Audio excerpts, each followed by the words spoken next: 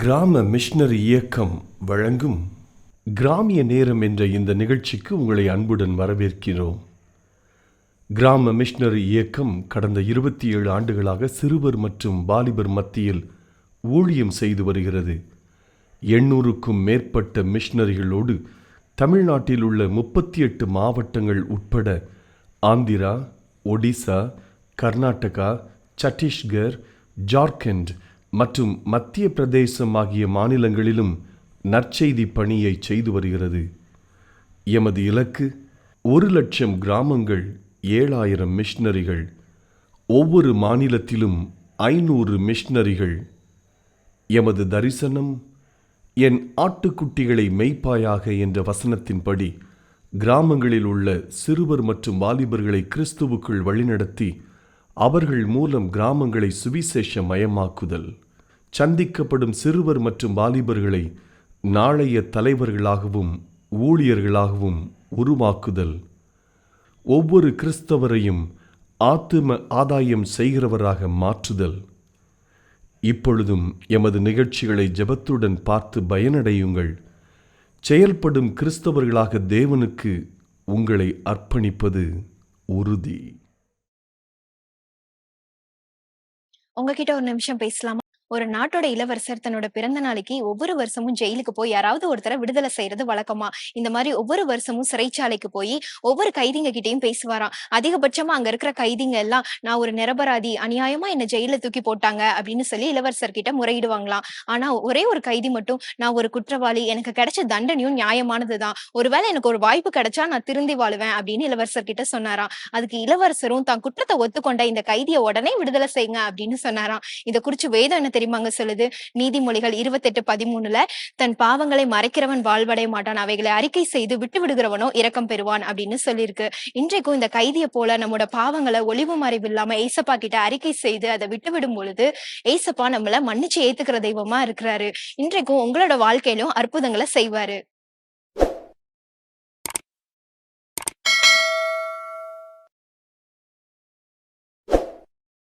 உங்ககிட்ட ஒரு நிமிஷம் பேசலாமா? ரொம்ப சோர்வோட களைப்போட பாஸ்டரை பார்க்க வந்தான் ஜான். பாஸ்டரை பார்த்து ஜான் சொன்னான், என்ன பாஸ்டர் வாழ்க்கை இது, எப்போ பார்த்தாலும் ஒரே போராட்டம் சோதனையுமா இருக்குது, என் வாழ்க்கை ஃபுல்லாக எப்போவுமே அப்படி சந்தோஷமாகவே இருந்துட்டா எவ்வளோ சூப்பராக இருக்கும் பாஸ்டர் அப்படின்னு சொல்லி ஜான் அந்த பாஸ்டரை பார்த்து சொன்னாராம். உடனே அந்த பாஸ்டர் சொன்னாராம், உட்காரு ஜான், நம்ம ரிலாக்ஸாக ஒரு காஃபி சாப்பிட்டுட்டே பேசலாம் அப்படின்னு சொல்லி அந்த பாஸ்டர் சொன்னாராம். உடனே அந்த பாஸ்டர் கிச்சனுக்குள்ளே போயிட்டு ஒரு ட்ரேல 3 கப்பை எடுத்துகிட்டு வந்து ஜான் கிட்ட நீட்டினாராம். உடனே அதை பார்த்து ஜான் கேட்டான், என்ன பாஸ்டர் இது, ஒரு கப்பில் ஜீனி, ஒரு கப்பில் காஃபி பவுடர், இன்னொரு கப்பில் பால்னு இப்படி தனித்தனியாக கொண்டு வந்திருக்கீங்க, எல்லாத்தையும் கலந்தாதானே நான் காஃபி குடிக்க முடியும் அப்படின்னு சொல்லி ஜான் அந்த பாஸ்டரை பார்த்து சொன்னாராம். உடனே ஜான் கிட்ட அந்த பாஸ்டர் சொன்னாராம், இதே போல தான் ஜான், நம்மளுடைய வாழ்க்கையிலே சரி, சோர்வுகள், சந்தோஷங்கள், பிரச்சனைகள்னு எல்லாம் கலந்தது தான் வாழ்க்கை. உன்னோட வாழ்க்கையில எப்போல்லாம் உனக்கு போராட்டங்கள் வருதோ அப்பெல்லாம் நீ முழங்கால் படிட்டு ஏசப்பாவை நோக்கி, ஏசப்பா இந்த போராட்டங்கள்ல இருந்து வெளிவரதுக்கு எனக்கு பலனை தாங்கன்னு அவரை நோக்கி கேளு. உன்னோட வாழ்க்கையில எப்பெல்லாம் சந்தோஷங்கள் வருதோ அப்பெல்லாம் நீ முழங்கால் படிட்டு ஏசப்பாவை நோக்கி நன்றி சொல்லு அப்படின்னு சொல்லி அந்த பாஸ்டர் சொன்னாராம். என்னங்க, இதை கேட்டுக்கொண்டு இருக்க நீங்களும் இனிமேல் உங்க வாழ்க்கையில பிரச்சனையா இருந்தானே, சந்தோஷமா இருந்தானே, எல்லாத்தையும் ஃபேஸ் பண்ண நீங்க ரெடி தானே?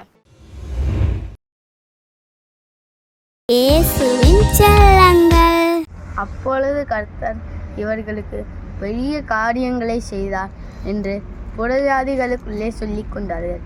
கர்த்தர் நமக்கு பெரிய காரியங்களை செய்தார், இது நிமித்தம் நாம் மகிழ்ந்திருக்கிறோம். கர்த்தாவே, தெற்கத்தி வெள்ளங்களை திருப்புவது போல எங்கள் சிறையிருப்பை திருப்பும். Psalm 100. Make a joyful noise unto the Lord, all ye lands. Serve the Lord with gladness. Come before His presence with singing. Know ye that the Lord He is God, that is He hath made us, and not we ourselves. We are His people, and sheep of His pastures. Enter into gates with thanksgiving. Amen. சங்கீதம் 124 1-7 வரை. மனுஷன் நம் பக்கத்தில் இராவிட்டால், மனுஷன் நமக்கு விரோதமாக எழும்பின போது கர்த்தர் நம் பக்கத்தில் இராவிட்டால், கர்த்தர் தாமே நமது பக்கத்தில் இராவிட்டால், அவர்கள் கோபம் நம்மேல் எரிகையில் நம்மை உயிரோடு விழுங்கி இருப்பார்கள். அப்பொழுது தண்ணீர்கள் நம்மேல் பாய்ந்து வெள்ளங்கள் நம் ஆத்துமாவிலே பெருகும். கொந்தளிக்கும் ஜனங்கள் நம் ஆத்துமாவின் மேல் புரண்டிருக்கும் என்று இஸ்ரவேல் இப்பொழுது சொல்வதாக. நம்மை அவர்களுடைய பற்களுக்கு இரையாக ஒப்புக்கொடாதிருக்கிற கர்த்தருக்கு ஸ்தோத்திரம். வேறனுடைய கண்ணுக்கு தப்பின குருவியைப் போல் நம் ஆத்துமா தப்பிச்சு. கண்ணி தெரிந்ததும் நாம் தப்பினோம். என் பெயர் ஜெயந்தி. நான் 4ஆம் வகுப்பு படிக்கிறேன். என் அப்பா பெயர் ராஜகிபிரம், அம்மா பெயர் ராஜி சிவராணி. என் பசங்க சொல்கிறேன். ஜாதிகள் ஜனங்கள் உள்ளங்களுக்கு சிரித்தாலே கர்த்தருக்கு விரோதமாகவும் அவர் அபிஷேகம் பண்ணினருக்கு விரோதமாகவும் பூமியின் ராஜாக்களை எழுப்பி விடுற அதிகாரிகள் எங்கமாய் ஆலோசனை பண்ணி அவர் கட்டுமனை அறுத்து அவர் கைடுகளை நகரிட்டு எரிந்து போட்டவும் இருக்கிறார்கள். பரலோகத்தில் வீட்டிருக்கிறவர் நகைப்பார், ஆண்டவர் அவர்களை இகழுவார். அப்பொழுது அவர் தமது கோபத்திலே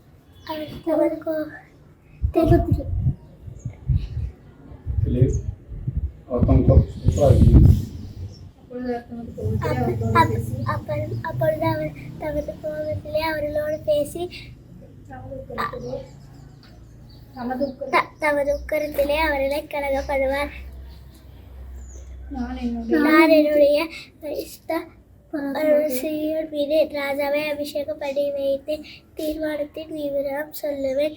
கர்த்தர் என்னை நோக்கி கூப்பிட்டு, நீர் என்னுடைய குமாரன் என்று நான் உன்னை ஜெனிப்பித்தேன், என்னை கேளும். அப்பொழுது ஜாதிகளை உமக்கு சொந்தமாகவும் பூமியின் எல்லைகளை உமக்கு சுதந்திரமாகவும் கொடுப்பேன். இருப்பு கொள்ளலாம், அவர்களை இறுக்கி குயக்கலத்தை போல் அவர்களை கலகப்படுவீர், உடைத்து போடுவீர். இப்பொழுது ராஜாக்களை உடையீர்கள், பூமியில் ராஜாக்களை எச்சரிக்கையாயிருங்கள். வயதுடனே கர்த்தரை செய்வீர்கள். குமாரன் கோபம் கொண்டாலும் நீங்கள் வழியிலே அழியாமல் இருக்கும்படிக்கு அவரை முத்தம் செய்யுங்கள். கொஞ்ச காலத்திலே அவர் கோபம் பற்றி எரியும். சங்கீதம் 2:1 முதல் 12 வரை. உங்களுக்கு எனக்கும் அற்புதம் செய்யறதுக்கு தாங்க அவர் கூட இருக்கிறார். அவர் உங்களை கைவிடுவாரா? உன் கையில ஒண்ணுமே இல்லையா? நீ ஆண்டவர் கையில உன் வாழ்க்கையை ஒப்புக்கொடு, உன்னை பயன்படுத்த முடியும். உன் மூலியமா எத்தனை பேர் ரட்சிக்கப்பட்டு சர்ச்சுக்கு போறாங்க, ஒருத்தர் கூட இல்லையா? ஒரு ஆத்மா இல்லாம நீ பரலோகத்துக்குள்ள போவே முடியாது. நிறைய வீணாக்குகிற நேரத்தை, வீணாக்குகிற ஃப்ரெண்ட்ஸோட வீணாக்குகிற நீ வீணாக்குறவள் எனக்கு தான் என்று சொல்லுகிறார். இயேசு கிறிஸ்துவின் இனிய நாமத்தினாலே கிராம மிஷனரி இயக்க குடும்பத்தின் சார்பாக கிராமிய நேரம் என்ற நிகழ்ச்சிக்கு உங்களை அன்போடு கூட வரவேற்கிறேன். அல்லேலூயா. நீங்கள் சந்தோஷமா இருக்கீங்களா? நான் உங்களுக்காக ஜெபிக்கிறேன். அநேக பேர் ஃபோன் மூலியமாக தொடர்பு கொள்கிறீர்கள், இமெயில் மூலியமாக, வாட்ஸ்அப் மூலியமாக என்னோடு கூட தொடர்பு கொள்கிறீர்கள். ஒவ்வொருவருக்காக நாங்கள் கருத்தாய் பேர் சொல்லி ஜெபிக்கிறோம். நீங்கள் அனுப்பி வைக்கிற ஒவ்வொரு ஜெப குறிப்புகளுக்காக நாங்கள் ஜெபித்து வருகிறோம்.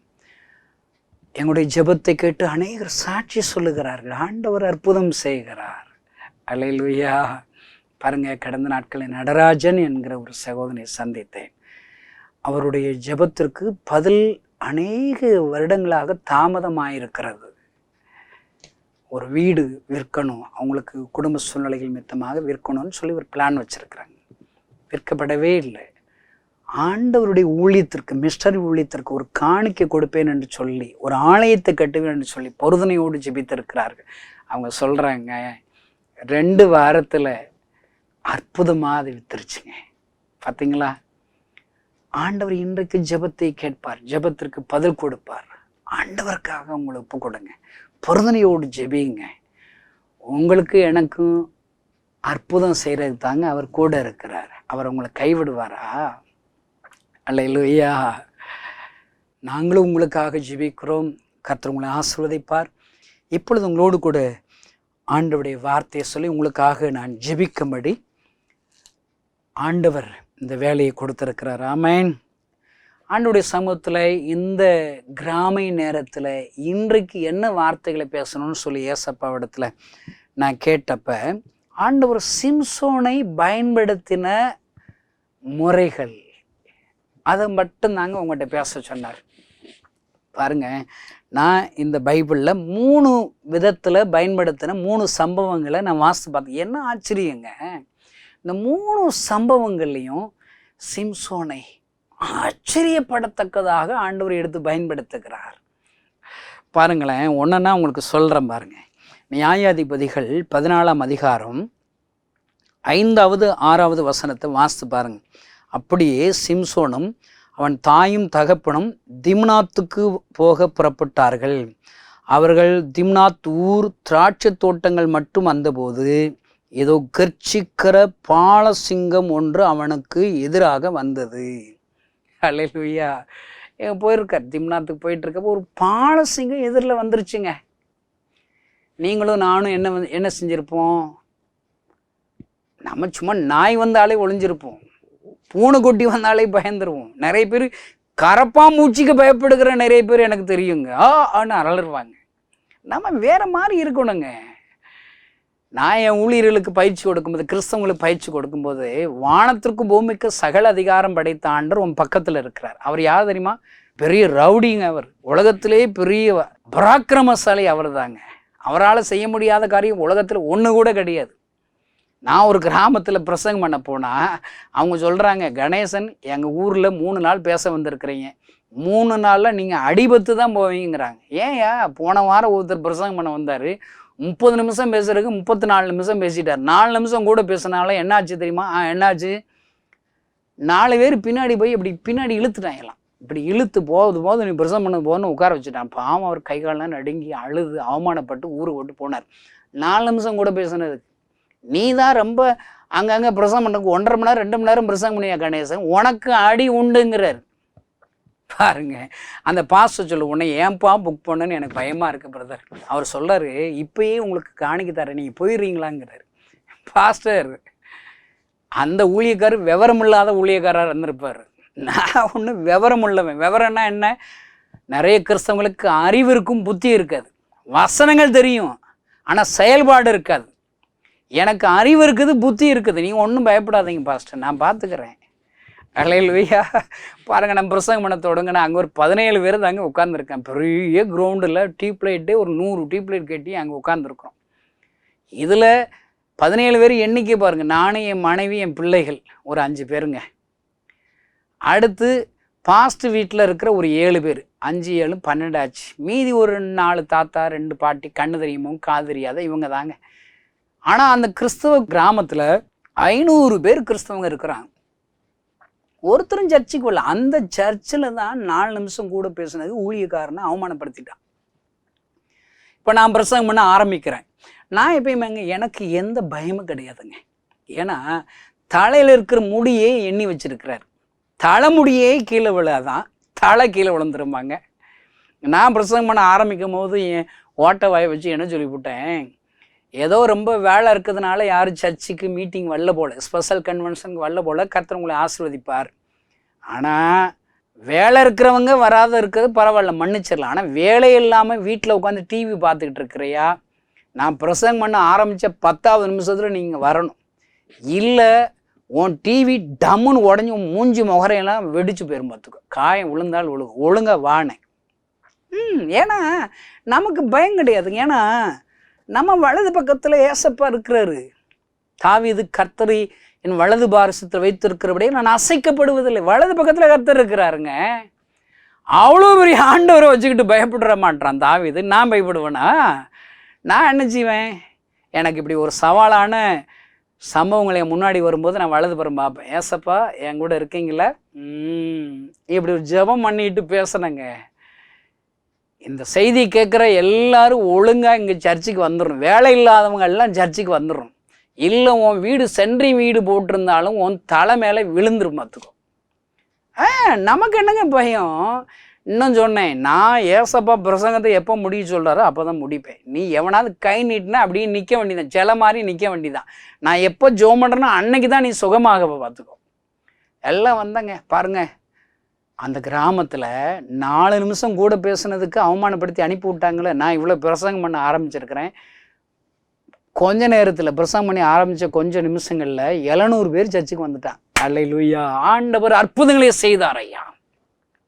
அருமையான தேவனுடைய பிள்ளைகளே, இன்றைக்கு நாம் ஒவ்வொருவரையும் ஆண்டவர் அழைக்கிறார், ஆண்டவருக்காக செயல்படும்படி அழைக்கிறார். சிங்கம் வருகிறது ஐயா, அவன் பயப்பட மாட்டான். பால சிங்கம் வருகிறது. இவன் என்ன செய்கிறான் பாருங்க. நீங்கள் 14 அதிகாரம் 6ஆம் வசனத்தை தொடர்ந்து வாசித்தீங்கன்னா, அப்பொழுது கர்த்தருடைய ஆவி அவன் மேல் பலமாய் இறங்கினதினால் அவன் தன் கையில் ஒன்றும் இல்லாதிருந்தும் அதை ஒரு ஆட்டுக்குட்டி கிழித்து போடுகிறது போல கிழித்து போட்டான். பாருங்க, இதுல என்ன வசனம் போட்டிருக்குது? கையில ஒன்றும் கிடையாதுங்க. பாலசிங்கம் வந்துருச்சு. எப்பயுமேங்க பாலசிங்கம் எந்த ஒரு ஆபத்து வரும்போதெல்லாம் ஆண்டவர் நம்ம பக்கத்துல தாங்க இருப்பார். பரிசுத்த ஆவியின் மேல் இறங்குகிறார். ஒரு ஆட்டை கிழிச்சு போடுறது போல சிங்கத்தை கிழிச்சு போடும்படி சிம்சோனை பயன்படுத்துகிறார். இந்த செய்தி கேட்கிற சகோதரனே சகோதரியே, அந்த ஆண்டவர் இன்னைக்கும் உன் கூட இருக்கிறார். உன் கையில ஒண்ணுமே இல்லையா, நீ ஆண்டவர் கையில உன் வாழ்க்கையை ஒப்புக்கொடு, உன்னை பயன்படுத்த முடியும். ஐயோ, என் கையில ஒண்ணுமே இல்லை, ஆனா இவ்வளோ பிரச்சனைகள் என்னை சுத்தி இருக்குன்னு சொல்லி புலங்களோடு இந்த வார்த்தையில கேட்கிறாயா? ஏசப்பா கைகளில் உன் வாழ்க்கையை ஒப்புக்கொடு. ஏசப்பாவில் ஒன்றும் இல்லாமலிருந்து எல்லாவற்றையும் உண்டாக்குற ஆண்டவர். ஆதியாகமம் 1 வாசிப்பாரு. வார்த்தைகளினாலே வானத்தையும் பூமியும் சிருஷ்டிக்கிற தேவன் ஐயா. ஒன்றும் இல்லாமலிருந்து வார்த்தையினால் எல்லாவற்றையும் உண்டாக்கிற ஆண்டவர் இன்றைக்கும் மாறாதவராக உன்னோடு பேசிக் கொண்டு இருக்கிறார். அல்லேலூயா. இன்னைக்கு ஏசப்பாவுக்கு ஊழியம் செய்யுங்களா? எனக்கு ஒன்றும் தெரியாது. ஒன்றும் தெரிய வேண்டியதில்லை. எல்லாம் தெரிஞ்ச ஒருத்தர் உன் பக்கத்தில் இருக்கிறார். அல்லேலூயா. என்னை ஒரு கன்வென்ஷனில் பிரசங்கம் பண்ண கூப்பிட்டாங்க. நான் ஃபோன் எடுத்தேன். இந்த தேதியில் வர முடியுமான்னு கேட்டாங்க. நான் சொன்னேன் என் டைரி எடுத்து பார்த்தேன், நான் வர்றேன்னு. நான் ரொம்ப விசாரிக்க மாட்டேங்க. தேதி இருக்குதா, என்னை பிரசங்கம் பண்ண கூப்பிடையில் வந்துடுவேன், அவ்வளோதான். அடுத்து நான் வர்றேன்னு சொன்னோடனே அவர் சொல்கிறார், உங்களுக்கு நான் எவ்வளோ பணம் தரணுங்கிறாரு. எனக்கு இதுக்கே பணம் இல்லை, நீங்கள் சொன்னால் தான் நாங்கள்னா ரெடி பண்ண முடியும். இல்லை நீங்கள் நிறைய கேட்டிங்கன்னா தர முடியும். யோ, தண்ணி பாட்டிலையும் என் காரில் கொண்டு வந்துடுவேன், எனக்கு தண்ணியோட கொடுக்க வேண்டாம்யா. ஏசுனார வார்த்தை பேசுகிறேயா நான். கரும்பு என்ன கூலியா? ஏசப்பா வார்த்தையை பேசுறதுக்கு எதுக்குங்க பணம் வேண்டி இருக்குது? நிறைய பேர் இன்னைக்கு எல்லாம் ஊழியக்காரங்க எல்லாம் கெட்டு போயிட்டாங்க. ஊழியக்காரங்களை கூப்பிட்ற சர்ச்சுகளும் கெட்டு போச்சு. ஒரு சர்ச்சு சொல்கிறாரு, உங்களெல்லாம் கூப்பிடணும்னு ஆசை, நீங்கள் பெரிய ஊழியக்காரங்க, உங்களுக்கு பணம் இவ்வளோ தர வேண்டி இருக்குன்னே உங்களை கூப்பிடலங்க, நான் வேற ஊழியக்காரை கூப்பிட்டுக்கிட்டு இருக்குங்கிற. ஐயோ, தப்பு பண்ணிட்டீங்களேங்க, எனக்கு காசே வேண்டியது இல்லைங்க. நான் ஏசப்பா ஊழியத்தை சொல்லு. நான் சொன்னேன் காசுனா வேண்டானே, அவருக்கு சந்தோஷம். அடுத்து ஒரு கேள்வி கேட்டார், உங்கள்கிட்ட எத்தனை வரங்கள் இருக்குன்னு கேட்டார். நான் யோசிச்சு பார்த்தேன், எனக்கு வரங்கள் இருக்கா இல்லையானே தெரியல. பொய்யாங்க சொல்ல முடியும். நிறைய ஊழியக்காரங்க பேருக்கு பின்னாடி தீர்க்க தரிசனம் வரம் பெற்றவர்கள் அப்படின்னா பைபிளில் இல்லைங்க. சுகமாக்கு வரம் பெற்ற பைபிளில் இல்லைங்க. அல்லேலூயா. எனக்கு இப்படி சொல்ல தெரில பாருங்க. நான் உண்மையை சொன்னேங்க, பொய் பேச மாட்டேங்க. எனக்கு வர இருக்குதா இல்லையான்னு தெரில பிரதர்னே. அடுத்து சொல்கிறார், அப்போனா நீங்கள் வேண்டான்ட்டாருங்க. எனக்கு கொஞ்ச நேரத்தில் மீட்டிங் கேன்சல் ஆயிடுச்சு பாருங்க. அல்லேலூயா. அவர் கேட்குறாரு, உங்களுக்கு தெரிஞ்ச இன்னொரு ஊழியக்காரர் யாராவது இருந்தாங்கன்னா சொல்லுங்கண்ணா, நாங்கள் அவரை கூப்பிட்டுறோம் அப்படிங்கிறார். நான் யோசிச்சு பார்த்தேன், இவனை விடக்கூடாதா? ஆமாம், எனக்கு தெரிஞ்ச ஒருத்தர் இருக்கிறாரு, அவருக்கு பணம் கொடுக்கணுமா? அவர் என்ன போல விவரம் இல்லாதவர், பணமே கேட்க மாட்டார். அவருக்கு எத்தனை வாரம் இருக்குது? உனக்கு எத்தனை வாரம் தெரியும்? 9 வாரம். நான் சொல்கிற ஒருத்தருக்கு 9 × 1000 வரை இருக்குன்னு சொன்னேன். அப்படியா? சொல்லுங்கள், அவர் பேரை சொல்லுங்கள். போஸ்ட்டு ஃப்ளெக்ஸ் அடித்து அட்வர்டைஸ்மெண்ட் கலைக்கிறோம், பேனர் வச்சுருவோம். அவர் பேர் என்ன? அவர் பேரெல்லாம் போட வேண்டாம், என் பேரை போட்டுக்கோ, டேவிட் கணேசன் போடு, என் கூட அந்த ஊழியக்காரை கூப்பிட்டு வரேன்னு. அவர் குழப்புற, என்ன முழிக்கிற, என்னைய முழிக்கிற? அவர் யார் தெரியுமா? ஏசப்பா தான். அல்லேலூயா. ஏன்ட்ட ஒன்றும் கிடையாதுங்க, ஆனால் என்னோடு வருகிறவருக்கு எல்லாம் இருக்குது ஐயா. ஞானம் இருக்கிறது, அபிஷேகம் இருக்கிறது, அற்புதங்கள் இருக்கிறது, அவர்கிட்ட வரங்கள் இருக்கிறது. அவர் என் கூட வந்தாலே எல்லாம் என் கூட வரதா தாங்க அர்த்தம். சிம்சோனுக்கு அந்த சத்தியம் தெரிஞ்சிருச்சு. இன்னைக்கு இருக்கிற தமிழ்நாட்டு கிறிஸ்தவங்க நமக்கு எல்லாம் தெரில பாருங்க. இன்னும் கிராமங்கள் பாழாய் கிடக்குது. ஊழித்து வாங்கடா, எனக்கு ஒன்றும் இல்லை, எனக்கு பிரசங்கம் பண்ண தெரியாது, எனக்கு வரங்கள் இல்லை, வல்லமை இல்லை, அபிஷேகம் இல்லை, எதுவுமே தேவையில்லைப்பா. சிம்சோனு எதுவுமே தேவையில்லை, பாழச்சிங்கத்தை முறியடிக்கிறான், கொள்றான். அல்லேலூயா. இந்த செய்தி கேட்கிற சகோதரன் சோரி, சிம்சோன் மூலியமாக ஆண்டவர் உன்னோடு கூட பேசுகிறார். நீ ஆண்டவருக்கு இன்று உன்னை வாழ்க்கை ஒப்பு கொடுத்தால் உன்னை சிம்சோனை எடுத்து பயன்படுத்தி ஒரு பாலசிங்கத்தை முறியடித்தது போல உன்னை கொண்டு மகிமையான காரியத்தை செய்யும்படி ஆண்டவர் அழைக்கிறார் ஐயா, அழைக்கிறார். முதல் சம்பவம். இரண்டாவது சம்பவத்தை நீங்க பார்த்தீங்கன்னா, ஒரு இடத்துல அவன் 2 நரிகளை பிடிக்கிறான். ஒரு 300 நரிகளை பிடிச்சு 2 பிரிக்கிறான். 2 நரி வாழை கட்டி அதில் தீப்பந்தத்தை வைக்கிறாங்க. அவ்வளோதாங்க, ஒரு சின்ன ஞானங்க. இப்போ நரிகள் ஓடுகிறது, அங்கே இருக்கிற எதிரியின் தோட்டங்கள் எல்லாத்தையும் சுட்டரித்து போகுது. ஒரே ஒரு மனுஷங்க அப்படி பார்க்குறான். 300 நரிகள் அங்கே இருக்கிறத பிடிக்கிறான். பிடிச்சு 2 நரியாக பிடிச்சு ஒரு தீப்பந்தத்தை விட்டு வச்சுறான். பாருங்க என்ன பாருங்க, ஒரே ஒரு மனுஷன் கொடுக்கிற ஒரு பெரிய ஞானத்தை வைத்து ஒரு எதிரிகளின் படைகளுக்கு கலக்கத்தை உண்டு பண்ணுகிறார் ஐயா. அல்லேலூயா. அருமையான தேவனுடைய பிள்ளைகளே, ஒன்று இல்லாட்ட பரவாயில்ல, உன் ஞானத்தை ஆண்டவர் பயன்படுத்துவார். உனக்கு ஒரு சில ஞானத்தை கொடுத்து இதை இப்படி செய், அதை அப்படி செய், இதை இப்படி பயன்படுத்த ஆண்டவர் காரியங்களை உனக்கு சொல்லி கொடுப்பார். அந்த ஞானத்தை ஏசப்பாட்ட கொடுப்பா. சாலமோனுக்கு விவரம் தெரியுதுங்க.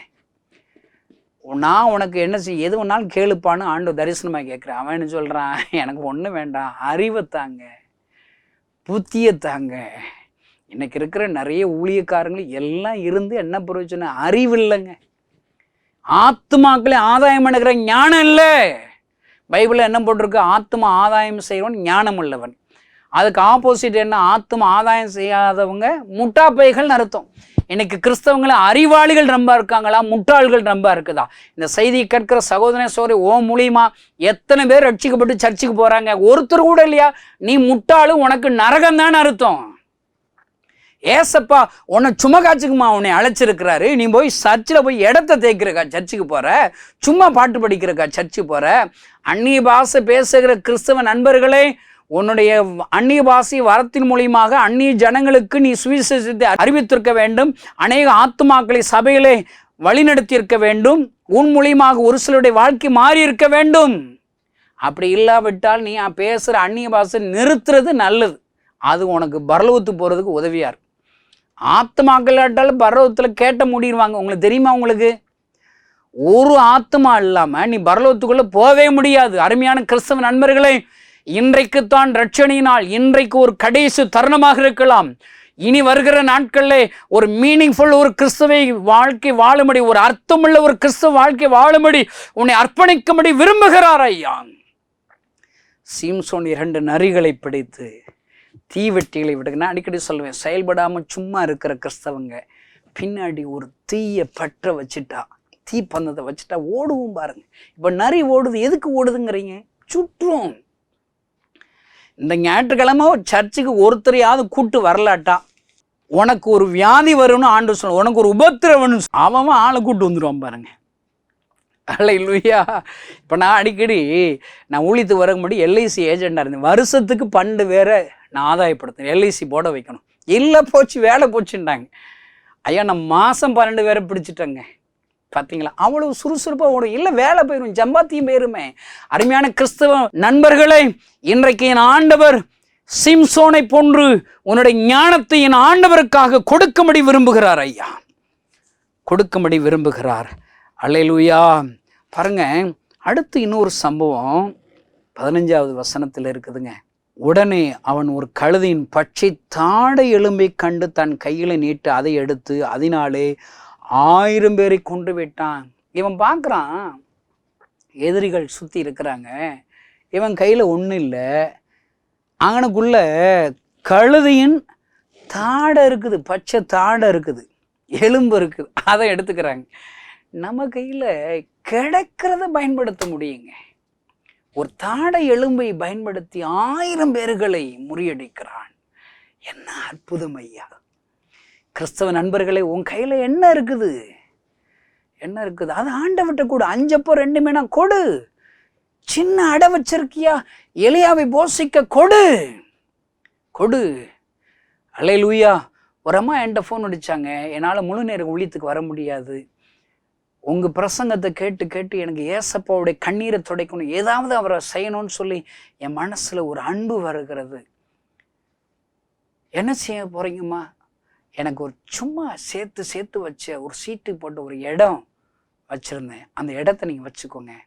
அந்த இடம் இப்பொழுது வேல்யூபுள் இடம், ஜனங்கள் சுற்றி இருக்கிறாங்க, ஒரு ஆலயத்தை கட்டி விடலாம், அந்த இடத்த நான் தர்றேன்னு தந்துட்டாங்க. ஒரு அருமையான சகோதரன் இருக்கிறார். அவர் தன்னுடைய ஃப்யூச்சருடைய பிள்ளையுடைய வாழ்க்கையுடைய எதிர்காலத்திற்காக தனக்கு வர்ற பணத்தை ஒரு ஏக்கரில் இடத்த வாங்கி போட்டார். எப்படியாவது ஃப்யூச்சரில் நல்ல சேல் ஆகும், வாடகைக்கு வந்துடும், பணம் வந்துடும். பாருங்க, ஆண்டவர் அவரோடு கூட பேசினார். ஏன் உனக்கு சொத்து வச்சிருக்கிற? அந்த சொத்தை நான் இருக்கிறேன் இல்லை. அவ்வளோதாங்க, அந்த 1 ஏக்கர் இடத்தை ஏசப்பாவுடைய கிராம ஊழியத்திற்கென்று தருகிறேன் என்று தந்து விட்டார். நான் சொல்கிறேங்க, உன் கையில் என்ன இருக்கிறது, எது இருக்கிறதோ அதை பயன்படுத்த முடியும். மோசஸ் கையில் கோல் இருக்குது, அந்த கோலை வைத்து சிவந்த சமுத்திரத்தை 2ஆக பிளக்க முடியும் ஐயா. லட்சக்கணக்கான ஜனங்கள் அக்கறைக்கு போவதற்கு ஒரு கோலை பயன்படுத்த முடியும். தாவீதின் கைகளில் ஒரு கவட்ட கல் இருக்குதுங்க, அந்த கவட்ட கல் போதுங்க. அருமையான சகோதரனே, உன் கையில் என்ன இருக்குதப்பா? உன்னால ஏசப்பாவுடைய ஊழியத்திற்கு கொடுப்பதற்கு என்ன இருக்குது? என்ன இருக்குது பாருங்க. கானானிய ஸ்திரீ ஏசப்பாவை சந்திக்க வர்றா, தன் பிள்ளை பிசாசு பிடியில் இருக்கிறா, விடுதலையாக்கணும். ஆண்டவர் சொல்றாரு, பிள்ளைகளின் அப்பத்தை நாய்க்குட்டிகளுக்கு போட மாட்டேங்கிறார். அப்போ சொல்றாரு, நீங்கள் சொல்றது உண்மைதான் ஆண்டவரே, ஆனால் மேஜையில் பிள்ளைகளுக்கு சாப்பிட்ற அந்த சாப்பாட்டு துண்டில் சிதறுகிற கீழே விழுகிறத நாய்க்குட்டிகள் தின்னும்ல, கீழே சும்மா வீணாக்குறவைகள் எனக்கு போதும், அதையா தாங்கன்னு அவள் அழுறா. ஆண்டவர் ஆச்சரியப்படுகிறாள். ஆண்டவர் அவருடைய விசுவாசத்தை கனம் பண்ணி அவள் விரும்புகிறபடி அந்த தாயருடைய பிள்ளைக்கு ஒரு பிசாசின் கொடி வியாதியிலிருந்து விடுதலை கொடுக்கிறார். அந்த சம்பவத்தை நான் வாசித்து பார்த்தப்ப ஏசப்பா என்று சொல்றாரு, மேஜையிலிருந்து விழுகிற துணிக்கைகள், வீணா விழுகிறவைகள், தேவையுள்ள ஒரு ஆத்மாவை என் அண்டையிலே வருவதற்கு, அற்புதத்தை ருசி பார்க்கிறதுக்கு அந்த வீணான துணிக்கைகளை நான் பயன்படுத்த முடியுமானால், நீ வீணாக்குகிறவைகளை என்னிடத்தில் தான். நீ நிறைய வீணாக்குகிற, நேரத்தை வீணாக்குகிற, ஃப்ரெண்ட்ஸோட வீணாக்குகிற, நீ வீணாக்குறவைகள் எனக்கு தான் என்று சொல்லுகிறார். இந்த செய்தியை கேட்கிற சகோதரியே, உன்னை கொடுப்பதற்கு வேல்யூஃபுல் நீ தர வேண்டாம். நீ சும்மா வச்சிருக்கிற ஒரு சகோதரர் 12 வருஷமா யூஸ் பண்ண ஒரு ஆம்னி, 8 பேர் உட்கார்ந்துருக்கிற ஒரு வேன் தேவை இருக்குது, சுவிசேஷ வேன் தேவை இருக்குது. ஒரு மாவட்டத்திற்கு ஒரு வேன் இருந்தால் நல்லா இருக்கும். பல நூற்றுக்கணக்கான கிராமங்களில் காஸ்பல் அறிவிச்சிடலாம். அங்கே ஜெபித்தோம். அவர் சொன்னார், என்கிட்ட இந்த ஆம்னி இருக்குது, அதை வச்சுக்கோங்க. கொடுத்து விட்டார். ஐயா, இடத்துல என்ன இருக்கிறது ஐயா? பயன்படுத்தாத பொருட்கள், சும்மா வேஸ்ட்டாக இரும்பு ஜாமான்கள், பிளாஸ்டிக் ஜாமான், பழைய புக்ஸ் இருக்கா? நான் ஒரு நாள் போய் கடையில் போய் போட்டேன், கிட்டத்தட்ட 17,000 ரூபா வந்துருச்சுங்க. எவ்வளோ நாள் வீணா சும்மா எங்கள் வீட்டில் தான் சும்மா கிடந்துருக்குது. பயன்படுத்தாத சைக்கிள், இரும்பு ஜாமான்கள் என்னையா இருக்குது? என் ஆண்டவர் கைகளில் உன்னிடத்தில் இருக்கிறதை கொடுத்தால், ஒரு தாடை எலும்பை பயன்படுத்தி சிம்சனை கொண்டு 1000 பேர்களை முறியடிக்கிறார். நான் சொல்கிறேன், இந்த செய்தி கேட்கிற சகோதரனே, உன் கையில் ஒன்றுமே இல்லாட்டியாலும் பரவாயில்ல, சிம்சோனை பயன்படுத்துவது போல உன்னை பயன்படுத்துவார். உன் ஞானத்தை பயன்படுத்துவார். எதிரிகளை பிடியிலிருந்து ஆத்துமாக்களை விடுவித்து தேவனுடைய ராஜ்யத்தை திருச்சிவிலை சேர்ப்பதற்கு உன்னுடைய ஞானத்தை ஆண்டவரால் பயன்படுத்த முடியும்.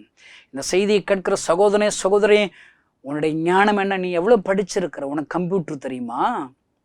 உனக்கு என்னங்க தெரியும்? என்ன உங்களால் செய்ய முடியும்? வாங்க, நீங்கள் வாங்க. ஏசப்பாவுக்கு அது தேவை. சிம்சோனுடைய அந்த படிப்பை பயன்படுத்துகிறார்.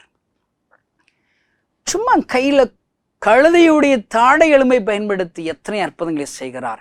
இந்த ஆண்டு உன்னோடு கூட பேசி கொண்டிருக்கிற ஐயா, 25 வருஷமாக அந்த கணேசன் ஏசப்பா ஊழியத்துக்குன்னு என்னை அர்ப்பணிச்சிருக்கிறேங்க. நான் ஊழியத்துக்கு வரும்போது எனக்கு முழு பைபிளே கிடையாதுங்க. நான் ஊழியத்துக்கு வந்து 1.5 வருஷம் கழிச்சு தாங்க எனக்கு முழு பைபிளே புதுசாக கிடைச்சிதுங்க. அதனால தான் இன்றைக்கு ஒரு மாதத்துக்கு ஒரு 1000 பைபிளாவது என்னை போல் புதுசாக ரட்சிக்கப்பட்ட வாலிபர்களுக்கு வாங்கி தரணும்னு சொல்லி வாங்கி கொடுக்குறேங்க. நான் வரும்போது பைபிள் கூட கிடையாதுங்க, செருப்பு கூட எனக்கு போட தெரியாதுங்க. ஏசப்பா எனக்கு கொடுத்த ஜீவன் மட்டும்தான் இருந்துச்சு. ஏசப்பா பற்றி கொஞ்சம் விஷயம் தெரிஞ்சு. ஏசப்பா மறிக்க வேண்டிய டாக்டரால் கைவிடப்பட்ட எனக்கு உயிர் கொடுத்தார். ஏசப்பா அற்புதங்கிற செய்தி தெரியும். அவரை மறுதலித்து அவரை விட்டு நான் போன போது என் முன்பாக அவர் தரிசனமாகி அழுது கொண்டே இருக்கிற ஒரு தரிசனத்தை பார்த்தேன். உலகத்தில் உள்ள எல்லா ஜனங்களுக்கு அவர் அழுது கொண்டே இருந்தார். 2 செய்திங்க. என் கண்ணீரை இயேசு துடைத்தார். என் கண்ணீரை துடைத்து இயேசு கண்ணீர் வடிக்கிறார். உலகத்தில் உள்ள அவரை அறியாத ஜனங்கள் கண்ணீர் வடிக்கிறார். என்னை முழுவதுமாக எனக்கு தெரிஞ்ச ஏசப்பாவை நான் பிரசங்கம் பண்ண ஆரம்பித்தேன். எத்தனை பெரிய ஊழியக்காரனாக பயன்படுத்துகிறார். 800 மிஸ்டரிகள் ஏறக்குறைய இருக்கிறார்கள் ஐயா. அல்லேலூயா. என்னை பயன்படுத்துகிறார், எங்களை பயன்படுத்துகிறார் ஐயா. ஐயா, சிம்சோனை பயன்படுத்துகிற ஆண்டவர், கணேசனை பயன்படுத்துகிற ஆண்டவர், இந்த செய்தி கேட்கிற உங்களையும் அவருடைய ராஜ்ய மேன்மைக்காக அவருடைய கண்ணீரை துடைக்கும்படி பயன்படுத்த வல்லமையுள்ள ஆண்டவராக உங்களோடு கூட பேசி கொண்டிருக்கிறார். அவர் கைகளை உன் வாழ்க்கை அர்ப்பணிப்பீர்களானால் ஆண்டவர் உங்களை பயன்படுத்துவார். எல்லா கண்களையும் மூடி நாம் ஜெபித்து அர்ப்பணிக்கலாம். பரலோகத்தில் இருக்கிற எங்கள் நல்ல தகப்பனே, இந்த செய்தியை கேட்கிற ஒவ்வொருவருக்காக நான் ஜெபிக்கிறேன். சிம்சோன் ஒன்றுமில்லாத போதும் அவனை எடுத்து பயன்படுத்தினீரே, அவருடைய ஞானத்தை பயன்படுத்தினீரே, அவன் கையில் இருக்கிற ஒரு தாடை கழுதையின் எலும்பை பயன்படுத்தினீரே.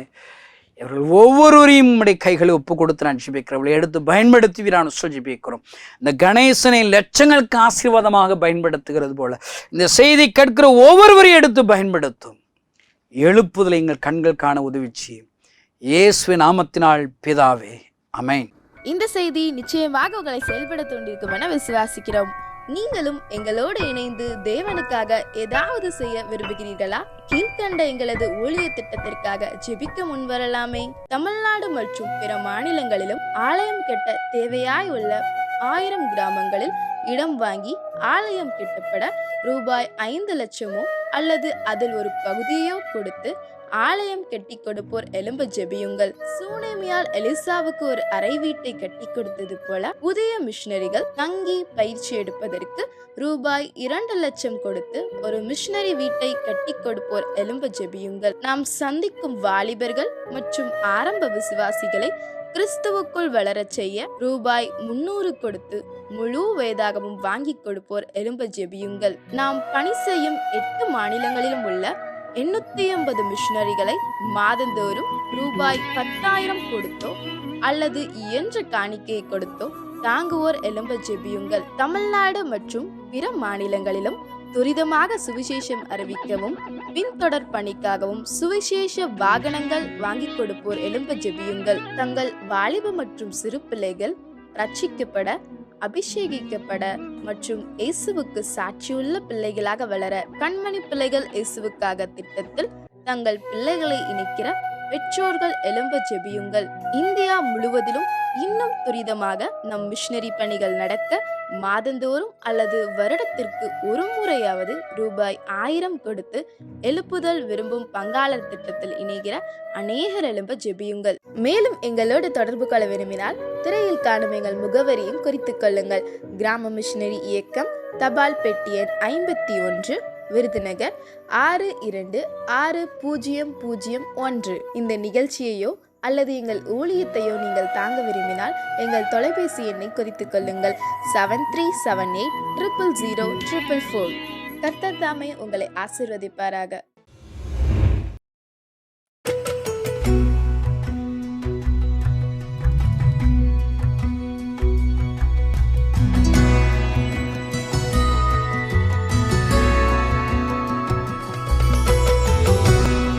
இயேசு கிறிஸ்துவின் நாமத்தில் அன்பின் வாழ்த்துக்கள். உங்க முன்னாடி என்னை சாட்சியா நிறுத்தின தேவாதி தேவனே நான் துதிக்கிறேன். என்னோட பேர் ஜீவா. நான் ராம்நாத் டிஸ்ட்ரிக்ட்ல ஒரு சின்ன கிராமத்துல பிறந்து வளர்ந்தேன். நான் சின்ன வயது குழந்தையா இருக்கும்போது ரொம்ப ஆஸ்துமா வியாதினால பாதிக்கப்பட்டேன். அப்ப ஆஸ்பத்திரியில போய் சேர்த்து எப்படியாவது சரியாக்கணும்னு சொல்லி அம்மா அப்பா ரொம்ப பிரயாசப்பட்டாங்க. ஆனா டாக்டர் சொல்லிட்டாங்க, அவ்வளவுதான் இந்த பிள்ளை இனிமே பிழைக்காது, நீங்க தூக்கிட்டு போயிருங்கம்மா, நான் கொடுக்க வேண்டிய மருந்தெல்லாம் கொடுத்துட்டேன் அப்படின்னு சொல்லிட்டாரு. அப்ப டாக்டரே சொல்லிட்டாருல பிள்ளை இறந்துரும் அப்படின்னு சொல்லின்னு அப்பா பாத்திர கடையில போய் ஒரு தூக்குவாளி வாங்கி இந்த பிள்ளையோட பேரை நான் ஞாபகார்த்தமா அந்த தூக்குவாளியில எழுதிக்கிறேன் அப்படின்னு சொல்லிட்டு பாத்திர கடையில அப்பா தூக்குவாளி வாங்குறதுக்காக போயிட்டாங்க. அம்மா சொல்லி ஜெபம் பண்ணாங்களா, ஏசப்பா இந்த பிள்ளைய நீங்க உயிரோட கொடுத்தீங்க அப்படின்னா நான் உங்க ஊழியத்துக்காகவே தந்துடுறேன் ஏசப்பா அப்படின்னு சொல்லி ஜெபம் பண்ணாங்க.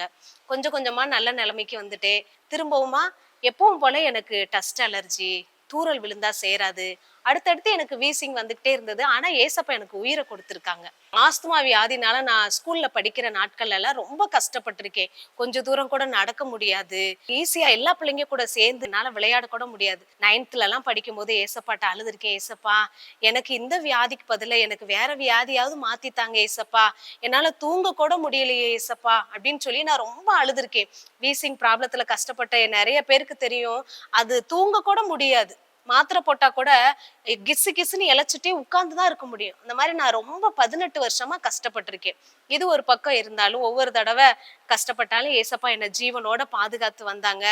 ஆனா நான் பாரம்பரிய கிறிஸ்தவ குடும்பத்துல பிறந்ததுனால ஆலயத்துக்கு போகணும், காணிக்கை கொடுக்கணும், நமக்கு ஏதாவது தேவைன்னா ஏசப்பாட்ட ஜெபம் பண்ணணும், நமக்கு தந்துருவாங்க. இதுதான் என்னோட கிறிஸ்டியன் லைஃப். ஏசப்பாக்கு ஏதாவது செய்யணும் அப்படிங்கறது எதுவுமே தெரியாதுங்க.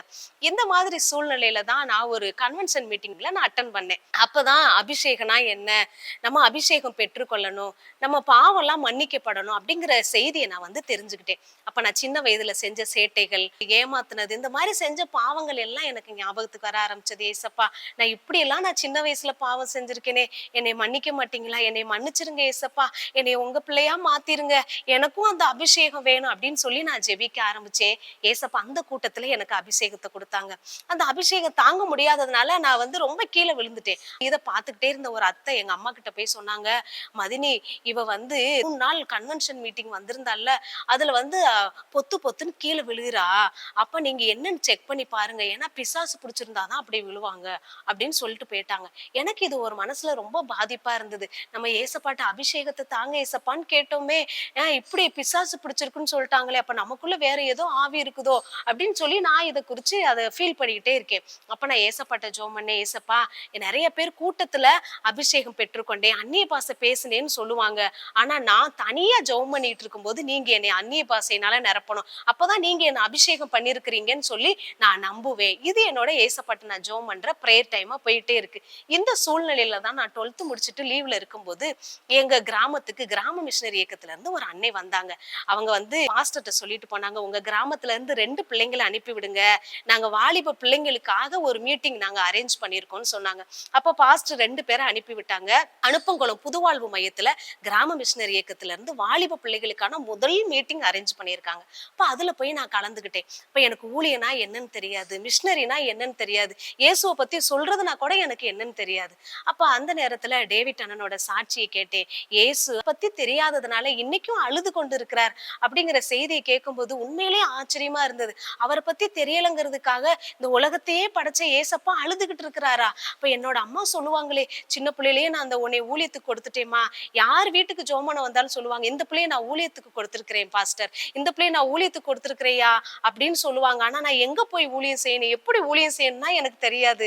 ஆனா இங்க அந்த ஒரு விதை கிடைச்சது எனக்கு. அப்ப இப்படி எல்லாம் ஊழியம் செய்வாங்களா அப்படின்னு சொல்லி அந்த மீட்டிங் அட்டன் பண்ணிட்டு நான் போயிட்டு அடுத்து கொஞ்ச நாள் கழிச்சு இந்த ஊழியத்துக்கு வரும்படி ஆண்டவர் என்னோட உள்ளத்துல பாரத்தை கொடுத்தார். இந்த கிராம மிஷனரி ஊழியத்துக்கு நான் வந்தேன். ஊழியத்துக்கு வர ஆரம்பிச்சதுக்கு அப்புறமா, அதுக்கு முன்னாடி சொன்னேன்ல, சின்ன டஸ்ட் எனக்கு சேராது, மழை தூறல் விழுந்தா உடனே வீசிங் வந்துடும், அதனால நான் ரொம்ப கஷ்டப்பட்டுக்கிட்டே இருப்பேன். தொடர்ந்து என்ன டேப்லெட் கொடுத்தாலும் எனக்கு கேட்காது. அப்ப நான் ஊழியம் செய்ய ஆரம்பிக்கிறேன், மழையில நனைகிறேன், எனக்கு டஸ்ட் அலர்ஜி, எங்க பார்த்தாலும் டிராவல் பண்றோம், பஸ்ல போய் தான் நாங்க கிராம மிஷனரி இயக்கத்துல இருந்து கைப்பிரதி கொடுத்து ஊழியம் செய்வோம். அப்படி எல்லாம் பண்ணிட்டே இருக்கிறேன். ஆனா எனக்கு அந்த வீசிங் வரவே இல்லை. எனக்குன்னா ஆச்சரியம். இப்ப நம்ம ஊழியத்துக்கு வந்ததுல இருந்து அந்த வீசிங் வந்ததுக்கான எனக்கு அறிகுறியே இல்லாத அளவுக்கு அந்த வியாதியில இருந்து ஏசப்பா பரிபூர்ண சுகத்தை கொடுத்தாங்க. அது எப்ப போச்சு, எந்த நேரம் அந்த வியாதி சரியாச்சுன்னு கூட எனக்கு தெரியலங்க. ஆண்டவர் பாருங்க அற்புதமான ஒரு விடுதலையை கொடுத்தாங்க. அன்னைக்கு டாக்டர் சொன்னாரு இந்த பிள்ளை இறந்துருன்னு. நான் எங்க அப்பா அதை நம்பி பாத்திர கடையில போய் பேர் எழுதினாங்க. ஆனா என்னுடைய பரம தகப்பன் அன்னைக்கே எழுதி வச்சுட்டாரு, இந்த பிள்ளை எனக்காக ஊழியம் செய்யணும். இன்னைக்கு கூட நீங்க நினைச்சிட்டு இருக்கலாம், என் பிள்ளைய நான் ஊழியத்துக்கு இப்படிதான் ஒப்பு கொடுத்தேன், ஊழியத்துக்கு எப்படி அனுப்புன்னு தெரியலன்னு. நீங்க வாலிபர்கள் நினைச்சிட்டு இருக்கலாம், நான் ஊழியத்துக்கு ஏசப்பாவுக்கு என்ன கொடுத்துருக்கிறேன், எங்க போய் ஊழியம் செய்யணும்னு எனக்கு தெரியலன்னு. நீங்க பொருத்தனையை நிறைவேற்றி பாருங்க, உங்க வாழ்க்கையில பெரிய அற்புதத்தை, நீங்க நினைச்ச பார்க்க முடியாத அதிசயமான காரியத்தை ஏசப்பா உங்க வாழ்க்கையில செய்யறத உங்களால உணர்ந்து கொள்ள முடியுங்க. இன்னைக்கு இந்த கிராம மிஷனரி இயக்கத்துல 20 வருடங்களாக ஊழியம் செய்து 3 பிள்ளைகளோடு குடும்பமாக இணைந்து ஊழியத்தை நிறைவேற்றும்படி ஆண்டவர் கிருபை தந்திருக்கிறார். ஆண்டவருக்கே மகிமை உண்டாவதாக.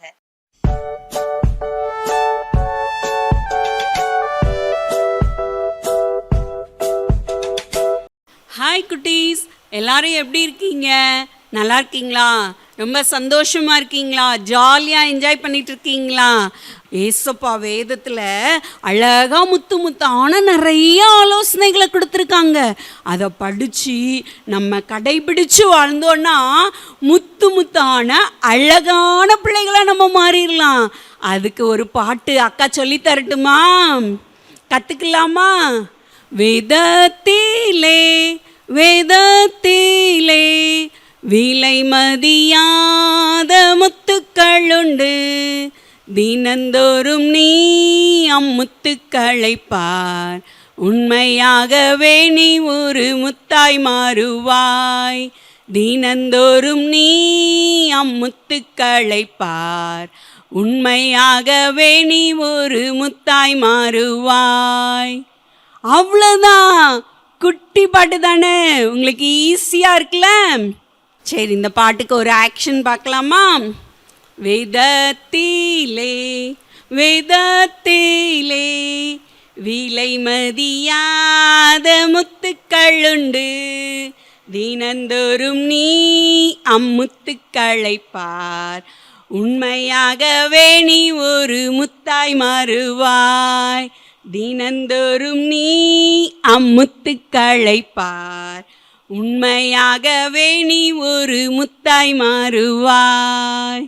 சூப்பராக இருக்கா? நீங்கள் இன்னைக்கிலேருந்து தினமும் வேதத்தை படிக்க போகிறீங்க, அழகான முத்து பிள்ளைகளாக மாற போகிறீங்க. ஓகே, பாய்.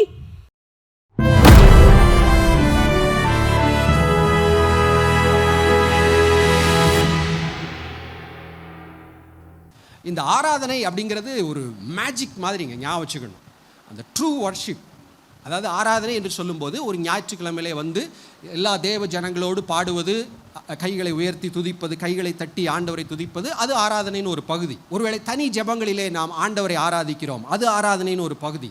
இன்னொன்று இருக்குது, இடைவிடாமல் ஜெபியுங்கன்னு சொல்லியிருக்கலாம். அதுபோல் இடைவிடாத ஒரு ஆராதனை இருக்குது. எப்பெல்லாம் ஞாபகம் வருது ஒரு சின்ன விஷயத்துக்கு ஆண்டவருக்கு நன்றி சொல்லுவது. ஆராதனை என்பது அதில் ஃபஸ்ட்டு ஸ்டெப் என்ன தெரியுமா? தேவன் யார், அவர் எப்படிப்பட்டவர், அது புரிஞ்சிருந்து ஆராதிக்கிறது. அடுத்து அவர் எனக்கு என்ன செய்திருக்கிறார், அதை புரிந்து அவருக்கு நன்றி சொல்கிறது. இதெல்லாம் இடைவிடாமல் நம்முடைய வாழ்க்கையில் இருக்க வேண்டும்.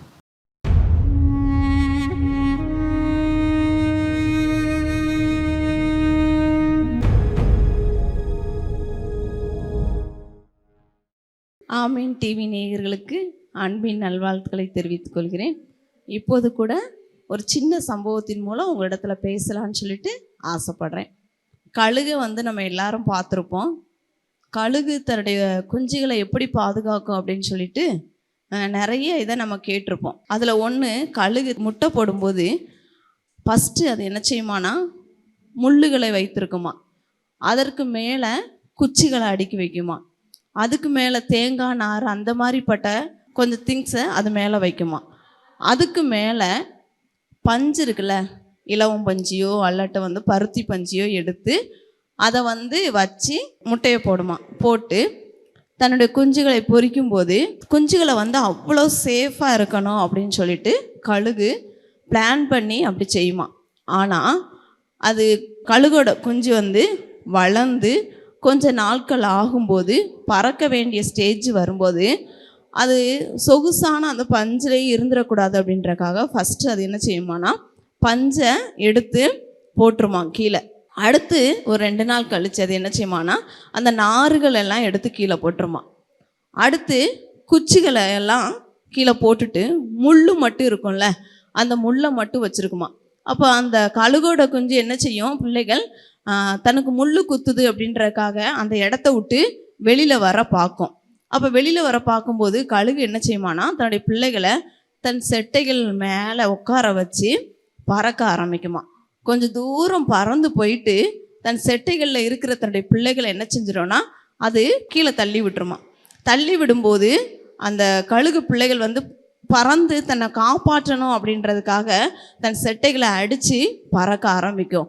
அப்படி பறக்க ஆரம்பித்து டயர்டாகி கீழே விழ வேண்டிய அந்த ஒரு தருணம் வரும்போது கழுகு ஸ்பீடாக போய் கழுகோட பிள்ளைகளை தன் செட்டைகள் மேலே சுமந்து கொண்டு தன்னுடைய இடத்துல சேர்த்துருமா. இப்படி தான் கழுகு தன் பிள்ளைகளுக்கு பறக்க கற்றுக் கொடுக்குமா. அதே மாதிரி ஏசப்பா நம்மளையும் பல காரியங்களை நமக்கு கற்றுக் கொடுப்பார். நமக்கு ஆபத்து, இனிமேல் என் பிள்ளை இதை தாங்கிக்கிற மாட்டா அப்படின்னு சொல்லும்போது நம்மளை அவருடைய தோளில் சுமந்து கொண்டு வந்து நம்மளை கரை சேர்ப்பார். நாம் ஆண்டவரை ஏற்றுக்கொண்ட தொடக்கத்தில் நம்ம கேட்டதெல்லாம் கிடைக்கும். ஆனால் நம்ம ஆவிக்குரிய வாழ்க்கையில் வளரும்போது சில காரியங்களை ஆண்டவர் உடனேலாம் தந்துட மாட்டார். சில காரியங்களை ரொம்ப நாள் வெயிட் பண்ண வைப்பார். ஆனாலும் பைபிளில் ஒரு வசனம் இருக்குது, வாசிக்கிறேன். உபாகமம் 32:11. கழுகு தன் கூட்டை கலைத்து தன் குஞ்சுகளின் மேல் அசைவாடி தன் செட்டைகளை விரித்து அவைகளை எடுத்து அவைகளை தன் செட்டைகளின் மேல் சுமந்து கொண்டு போகிறது போல கர்த்தர் ஒருவரே அவனை வழி நடத்தினார், அந்நிய தேவன் அவரோடே இருந்ததில்லை. கழுகு எப்படி தன் செட்டைகளின் மேலே தன் குஞ்சுகளை வைத்து தன் பிள்ளைகளை வைத்து சுமந்து கொண்டு போகிறது போல ஆண்டவர் எல்லா சூழ்நிலையிலும் நம்மை பாதுகாத்து அவர் செட்டைகளின் மேல் நம்மளை தூக்கி கொண்டு போகவும் செட்டைகளின் கீழ் நம்மளை வைத்து பாதுகாக்கவும் அவர் வல்லமையுள்ள தேவனாய் இருக்கிறார். ஒரு நாள் கவலைப்பட்டீங்கன்னா அதற்குரிய ப்ரெஷர் உங்களுக்கு ஏறும். 2 நாள் கவலைப்பட்டீங்க அப்படின்னு சொன்னால் அதற்குரிய ப்ரெஷர் உங்கள் சரீரத்தில் உங்கள் பாதிப்பு உண்டாக்கும். ஏதோ ஒரு கவலை, ஏதோ ஒரு பிரச்சனை நம்மளை அழுத்தி கொண்டே இருக்கும்.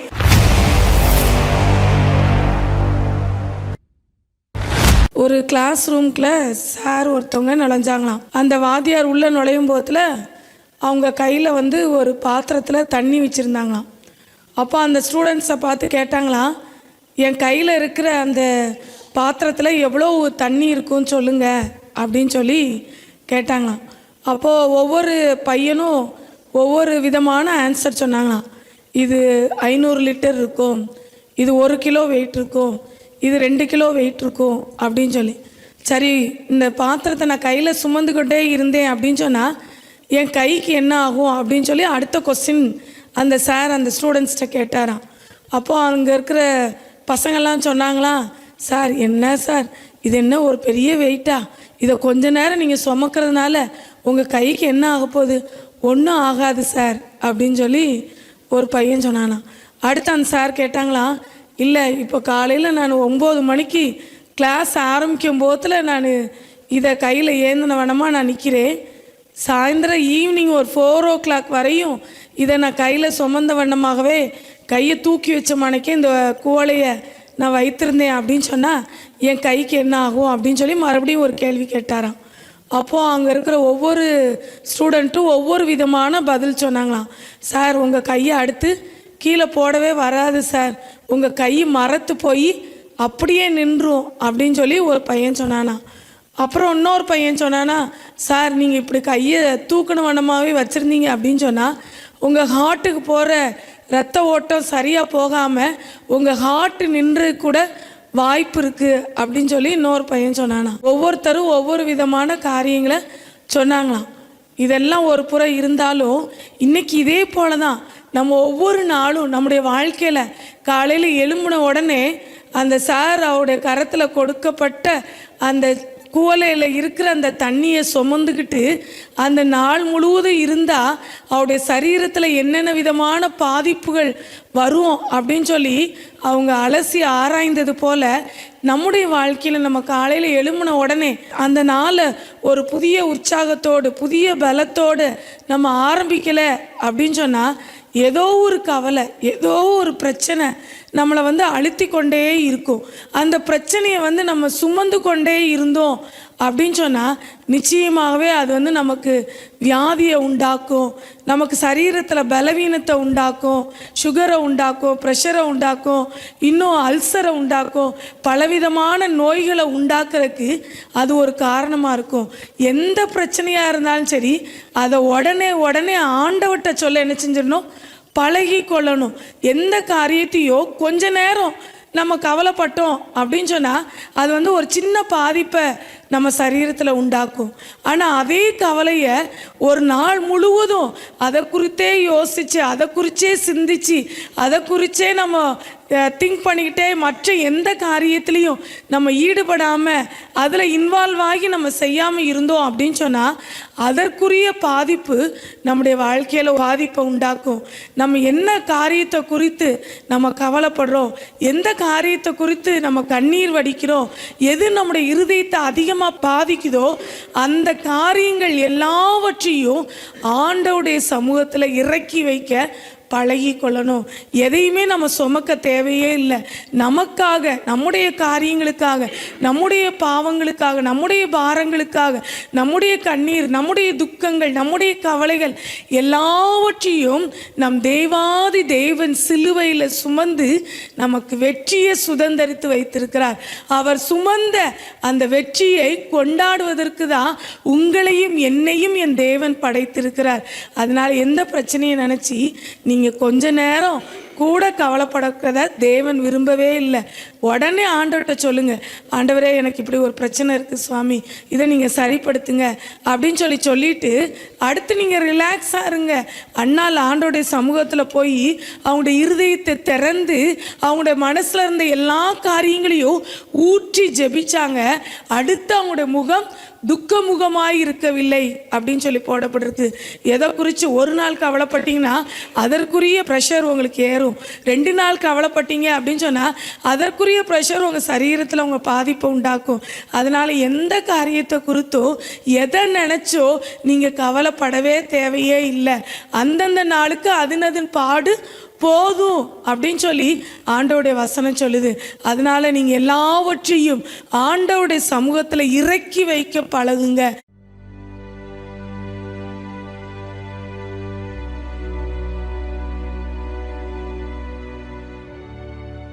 ஆண்டவர் மரம் இரட்சகருமாகிய இயேசு கிறிஸ்துவின் இனிய நாமத்தினால உங்களை அன்போடு வாழ்த்தி வரவேற்கிறேன்.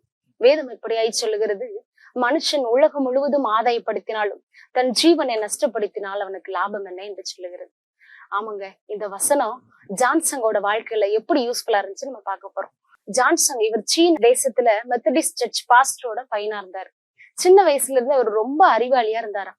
ரொம்ப பிரில்லியண்டா படிப்புல, கல்வியில எல்லாவற்றிலும் அவர் சிறந்து காணப்பட்டாராம். சயின்ஸ்ல கிட்டத்தட்ட டாக்டர் பட்டம் வரைக்கும் பெற்றுக்கொண்டாராம். பெற்றுக்கொண்ட அவரு கல்வியில உயர்ந்த நிலையில இருந்தாலும் கூட கேள்வியோட, மனசுல குழப்பத்தோட, சந்தேகங்களோட வாழ்ந்துட்டு வந்தார்.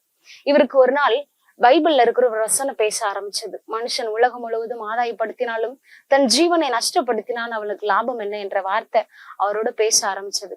ஆண்டவருடைய அழைப்பிற்கு அடிபணிஞ்சு அவரு பைபிள் காலேஜ் போய் படிக்க ஆரம்பிச்சாரு. அங்க இருக்கிற போதனைகள் அவருக்கு திருப்தியை தரல, உற்சாகத்தை தரல. அப்படின்னு உடனே இவர் தனிமையில ஆண்டவரோடு ஒவ்வொரு நாளும் உறவாட ஆரம்பிச்சாரு. ஆண்டவரோடு பேச, ஆண்டவரோட நேரம் செலவழிக்க பரிசுத்தாவின் அபிஷேகத்தை பெற்றுக்கொண்ட அவர், பரிசுத்தாவின் அபிஷேகம், அந்த அன்பு அவருக்குள்ள நிரம்பி இருந்ததுனால அவரால் மற்றவங்களுக்கு சொல்லாம இருக்க முடியல. சக நண்பர்கள்ட்ட சொல்றாரு. அது சொன்ன உடனே அந்த போதனையை கேட்டவங்க எல்லாம் என்ன சொல்றாங்கன்னா, இவனுக்கு பைத்தியம் பிடிச்சிச்சு, இவனை தூக்கி போய் ரூம்ல போட்டு அடைங்க அப்படின்னு சொல்லிட்டு ரூம்ல அடைச்சு வச்சிட்டாங்க. கிட்டத்தட்ட 193 நாட்கள் ரூமுக்குள்ள இருந்த அவருக்கு பரிசுத்த வேதாகமம் ஒன்று மாத்திரம் துணையா இருந்துச்சாங்க. அத்தனை நாட்களும் கிட்டத்தட்ட 40 முறை வேதாகமத்தை படித்து முடித்த அவர், பரிசுத்தாவியனுடைய அபிஷேகம், அந்த அன்பு எல்லாம் அவருக்குள்ள நிரம்பி இருந்ததுனால ஆண்டவரை பற்றி மற்றவங்களுக்கு சொல்லணும் அப்படின்ற அந்த சுவிசேஷ வாஞ்ச அவர் அனல் மூட்டி எழுப்பினதுனால அவரு விடுதலை கிடைச்ச உடனே சீன தேசத்துல போய், கிட்டத்தட்ட சீன தேசத்துக்கு போயிட்டு இருக்கும் போதே, கடல்ல பிரயாணப்பட்டு இருக்கும் போதேவும் தான் படித்த பட்ட படிப்புகள், சான்றிதழ்கள் எல்லாத்தையும் கடல்ல வீசி எறிஞ்சிட்டு, எனக்கு கொடுத்த ஆண்டவர் கொடுத்த இந்த வாழ்க்கையில அவருக்காக நான் வாழுவேன், அவருக்காக ஊழியம் செய்வேன் அப்படின்னு செயல்பட ஆரம்பிச்சவர் ஆயிரமான ஜனங்களுக்கு சுவிசேஷங்களை அறிவித்து ஆண்டவர் பக்கமாய் திருப்பி வந்தார். இப்படி ஊழியம் செய்த இவர் கிட்டத்தட்ட 43 வயதுல தன் ஓட்டத்தை முடித்து இறைவனடி சேர்ந்தாராங்க. இதை கேட்டுக்கொண்டிருக்கிற அன்பு வாலிப தம்பிய, தங்கச்சிகளே, நண்பர்களே, பெரியோர்களே, சிறியோர்களே, யாரா இருந்தாலும் பரவாயில்ல, நம்ம வாழ்க்கையில ஆண்டவருக்காக நம்ம என்ன செஞ்சுட்டு இருக்கிறோம் அப்படின்னு சற்று யோசிச்சு பார்ப்போம். ஆண்டவரிடம் அதிகமாய் கேட்டுக்கொண்டே இருக்கிறோமே, ஆண்டவருக்காக நாம் என்ன செய்கிறோம்? ஆண்டவரிடமிருந்து அநேக வார்த்தைகளை, வாக்குத்தத்தங்களை, அநேக நன்மைகளை பெற்றுக்கொண்ட நாம் ஆண்டவருக்காக எப்படி செயலாற்ற போகிறோம், எப்படி செயலாற்றி கொண்டிருக்கிறோம் என்பதை யோசித்து பார்த்து செயல்படுவோம். இன்றைக்கு நாம் ஒரு முடிவெடுப்போம். இன்றிலிருந்து நான் ஆண்டவருக்காக செயல்பட போகிறேன். என்னுடைய வாயில மாத்திரம் இல்ல, என்னுடைய வாழ்க்கையிலே கர்த்தரை நான் பிரதிபலிக்க போகிறேன், இயேசுவை நான் பிரதிபலிக்க போகிறேன், சாட்சியுள்ள ஒரு வாழ்க்கை வாழ போகிறேன் என்று சொல்லி ஒரு தீர்மானத்தோடு நாம் இந்த நாளில நாம் காணப்படுவோமானால் கர்த்தர் நம்மை ஆசீர்வதிப்பார். திருநெல்வேலி மாவடியில் இயேசு ஜீவிக்கிறார் சுவிசேஷம் ஊழியம் நடத்தும் வளரும் வாலிபம். நாள் மே 30ஆம் தேதி வியாழக்கிழமை அன்று. நேரம் காலை 8:30 மணி முதல் மாலை 4 மணி வரை. பாடல் மற்றும் ஆராதனை வேயமம் குழுவினர். தேவ செய்தி சகோதரர் கே. டேவிட் கணேசன் அவர்கள். பெற்றோரே, உங்கள் பிள்ளைகள் ஆவிக்குரிய வாழ்க்கையில் வளர்வதற்கும் தேவ ஆசீர்வாதத்தை பெற்றுக்கொள்வதற்கும் இக்கூட்டத்தில் பங்கு பெறுமாறு உங்கள் ஒவ்வொருவரையும் அன்புடன் அழைக்கிறோம். திருநெல்வேலி ரோனாவூரில் CMS சுத்தாங்க சுவிசேஷ சபை நடத்தும் மாபெரும் எழுப்புதல் கன்வென்ஷன் கூட்டங்கள். நாள் மே 26, 27ஆம் தேதி ஞாயிறு மற்றும் திங்கட்கிழமைகளில். நேரம் மாலை 6:30 மணி முதல். தேவ செய்தி சகோதரர் கே. டேவிட் கணேசன் அவர்கள். இடம் CMS சுத்தாங்க சுவிசேஷ சபை, டோனாவூர். வாருங்கள், பங்கு பெறுங்கள், தேவ ஆசீர்வாதத்தை பெற்றுச் செல்லுங்கள்.